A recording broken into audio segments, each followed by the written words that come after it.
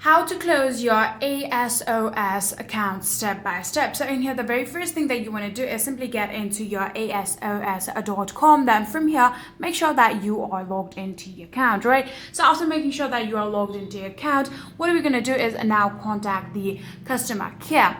So in order to do that, what you're going to do is simply tap on the profile icon right here, or you can simply tap on the menu bar on the top left corner right there.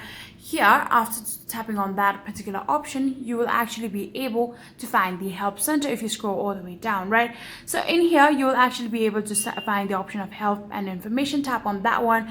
Then what we're going to do is simply tap on the option help. Then from here, what we're going to do is scroll all the way down. Here, you will be able to see the option of contact us now. So if you simply tap on it, you will actually be able to contact to the help center, right? So simply tap on start chat and you can actually start chatting with the help center of ASOS. Then from here, what you're going to do is simply provide all of the details and exactly what do you want to do with the account. So in here, if you want to close your account, simply explain that to this chat.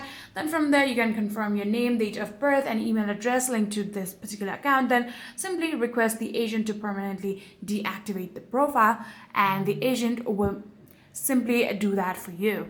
So that is exactly how you'll be able to close your account. If you guys do have any further queries, please let me know in the comment section down below.